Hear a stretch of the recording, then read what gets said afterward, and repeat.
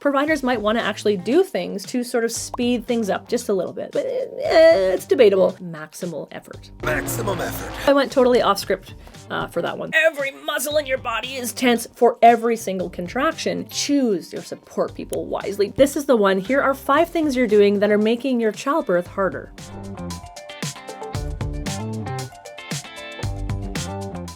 Everyone wants to have a birth that is pain-free and easy. Well, actually, I'm sure not everyone wants that. Oh, don't be ridiculous, Andrea. Everybody wants this. But for the most part, people say, hey, Tina, how can I make my birth a little less painful and maybe a little bit easier? So here you go. By the end of this video, you're going to know my 5 tips that's going to help you achieve that successful childbirth journey. And though I love to see you, my first tip is actually not to come and see me because I work in the hospital. And sometimes when you come to the hospital too early, it might have you contemplating or doing things that you otherwise weren't planning on contemplating or doing, and that can make your childbirth a little bit harder. This one's tricky because when is too soon to go to the hospital? This is going to vary for everybody because somebody who has had a baby before, they probably want to get to the hospital sooner than somebody who hasn't had a baby. And if you have had a baby before, like how fast did that baby come? And like, what are the roads like around your house? And is there snow and ice on the ground? Because if you live somewhere with a mega freeway with dry pavement all the way and your hospital's 10 minutes away,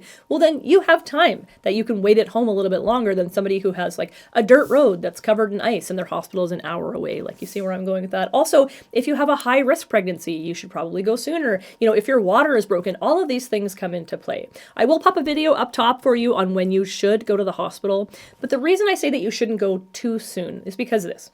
If you are like 2 centimeters dilated and you go to the hospital and we keep you there to labor at the hospital, well, chances are from like 2 centimeters to 6 centimeters dilated, that's probably going to take a lot longer than like 6 centimeters to fully dilated, just like textbook answer. But if you are 2 centimeters and it's taking you a while to get to 6, well, based on some hospital policies or some guidelines, providers might want to actually do things to sort of speed things up just a little bit. Things like break your water, or things like add Pitocin to make those contractions stronger, longer, closer together. And while these interventions on their own, they're not nefarious, they're not bad interventions. But sometimes if you were hoping for one labor and then suddenly we start doing things to your body to speed it up faster than it wants to go, well, we can run into some problems that way. And so sometimes staying at home a little longer, letting your body do some of that front end work before coming to the hospital can lead to an easier labor that is a little bit less painful, that might go more in the direction that you were hoping.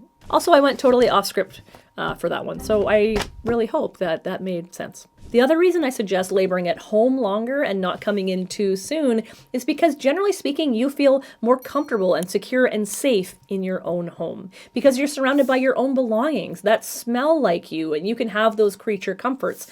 Whereas if you come into the hospital, suddenly this is an area that you're maybe not as familiar with. It might feel a little colder. It might smell a little different. There are noises. There are people talking. There's people coming and going. There's interruptions.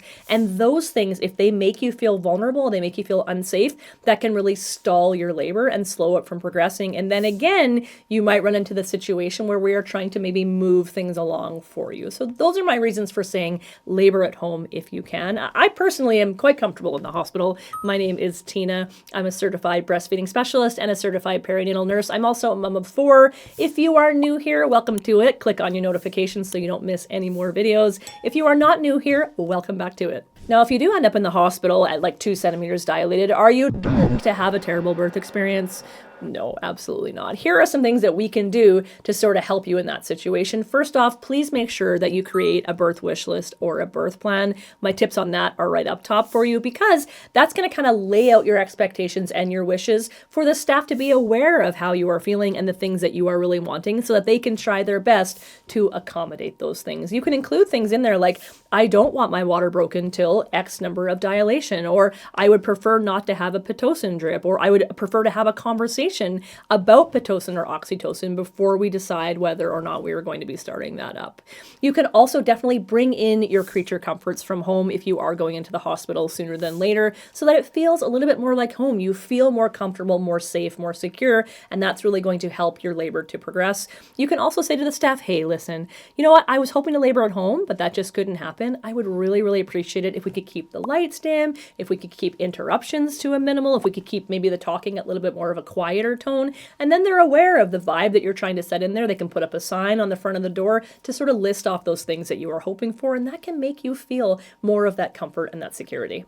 Next up, staying stationary, that can really jam up the labor for you. And that is because when you are moving, your pelvis is also moving and it's changing its shape and its angles, and that's allowing your baby to kind of wiggle in there and try to get engaged into the most optimal position for birth, which is going to be their back towards your stomach and their chin tucked to their chest so that a smaller diameter of their head is what is presenting. So I always say movement for you is motion for baby. But despite that, like probably 85% of the patients that I see, when I bring them into their labor room, they go right to the bed and they sit down or they lay down. And I can't blame anybody for doing this, because the way that our hospital rooms are set up, it's like the bed is right in the middle of the room and then everything is around it. The bed is the focal point. So it makes sense that you would go on into bed and get strapped down to something. But really, if you want to help that labor progress, I always say stay stationary as long as you possibly can. Ask them, hey, do you need me in the bed? Are you okay if I, move my hips on this ball? Are you okay if I sway on this swing?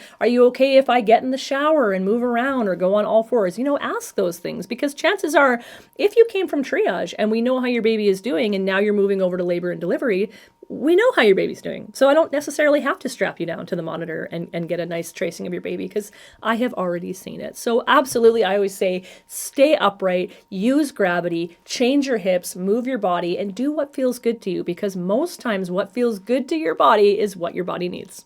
I do want to say this. If you're planning on getting an epidural, but before you get the epidural, you are laying in bed in one position instead of utilizing gravity and your ability to have your 2 feet on the floor and be vertical, I think you're really missing an opportunity to possibly shorten up that labor and in turn make it a little bit less painful. Because once you get the epidural, you will be in bed. You are no longer able to have your feet on the floor. And while that is fine, we can get you into all sorts of different positions on the bed. Sometimes it's just not quite the same as being able to be fully vertical and do all of those things that really maximizes those angle shifts in your pelvis to allow your baby to wiggle in. So that's what I always say. If you're getting an epidural and you're waiting till a certain point, that's great. But while you're waiting, utilize your ability to have your feet on the floor. Next one has to do with epidurals as well. If you are waiting to get your epidural till a certain dilation because you were told that if you get it too soon, it won't be effective, but then instead of coping with those contractions as they come by breathing or melting into it or using a birthing ball or a shower or counter pressure, nothing is working for you. Instead of kind of coping through those contractions, you're just laying in the bed in the fetal position and every muscle in your body is tense for every single contraction. If your body is completely locked up, so is your cervix. Nothing is going to be moving down if your body is so tense because you can't cope with the contractions. And I know that a lot of people have heard that epidurals will slow down labor, and with some people it might slow down a part of the labor a little bit. We're not talking hours here, we're talking minutes, but it's debatable. But for some people like this, where they are in so much pain, sometimes we see that progression, it is not there. Their cervix is not doing that changing. And sometimes for these people, if they get an epidural and their body is able to relax and maybe they have a nap, sometimes we see that epidural can actually move things along because that tension was making it harder and more painful, and that relaxation is helping to move things along. So in some situations, an earlier epidural can indeed make your labor easier and less painful. If you are pushing your baby out, but your uterus is not participating, you are making it harder than it needs to be. This is a team effort. And while you are the boss of your body and your baby, your uterus has a major supporting role. It's an incredibly muscular structure. And when it contracts and you are pushing at the same time, that is how you are going to get the maximum amount of force to move your baby down and out. If you are pushing, but your uterus is in a resting phase, then you are doing all of the work and the uterus is doing none of the heavy lifting, and you are going to tire out and use up more energy than you need to be. So it's always the best idea to try to time your pushing efforts with your uterine contractions for that maximal effort. Maximum effort. And the last one has nothing to do with what you can do to make your labor easier and less painful, but it has everything to do with what the people around you can do to make your labor easier and less painful. You have to choose your support people wisely. There's a big difference between somebody who is there to help you have a baby and somebody who is there to watch a baby be born. Big, big difference. And that difference can make all of the world in your labor progress and your childbirth experience. So if the people around you, instead of supporting you and doing what you need to help you through your childbirth experience, they're like off in the corner playing around a Fortnite or grilling a panini or ordering skip the day. I don't know what they're doing in the corner. But if they are doing something that is not helpful for you and is irritating for you while you are in a vulnerable state, like, oh, I don't know, having a baby, that will be frustrating as fuck. And do you know what that is going to do?